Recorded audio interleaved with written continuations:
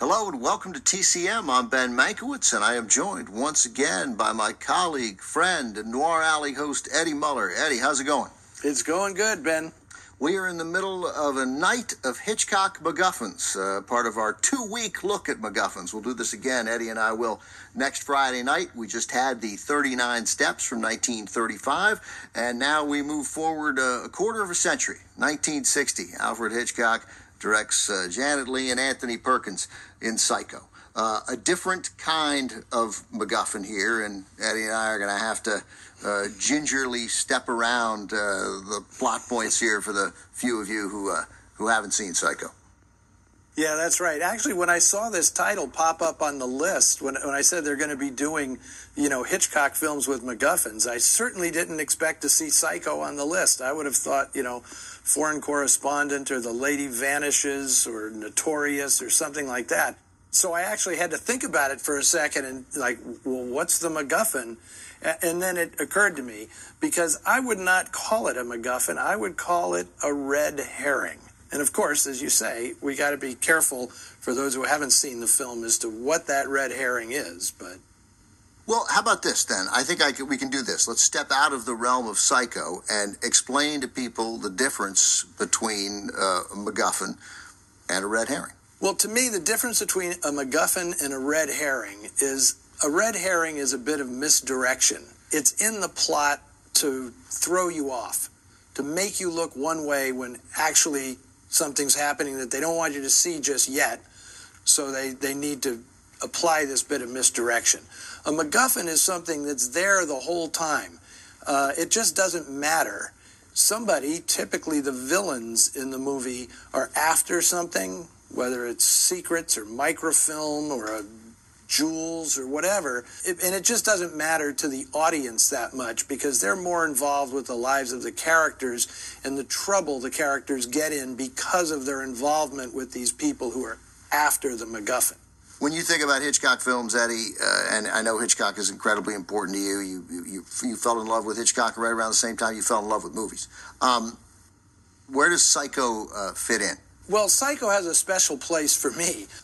It was one of the first movies that I saw multiple times.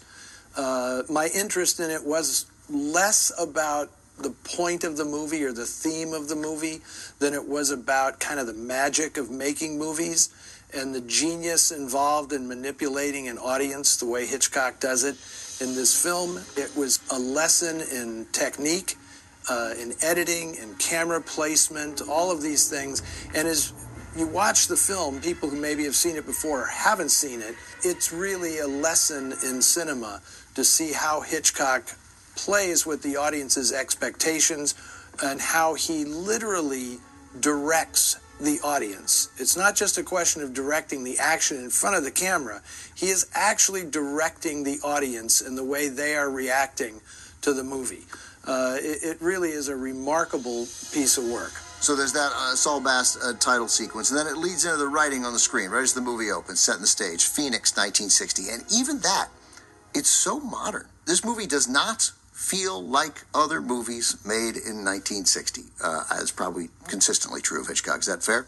I think it's very fair. I think you hit on something, and it happens immediately in this film. This movie changed everything.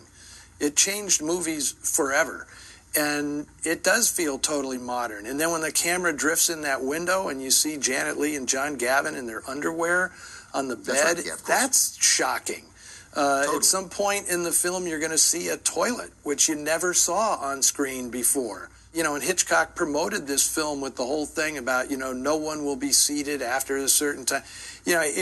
Both as an artist, because there's an artistry to this film that is unparalleled, and as a huckster, which he also was, in terms of just getting people into the theater and having all this ballyhoo about you've never seen anything like this before, he is a genius at both of those things.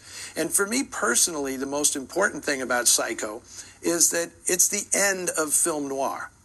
To me, Psycho is what ended the whole film noir movement, and that because it changed movies completely, and the subtlety and the restraint and all of that stuff that we associate with film noir kind of goes out the window.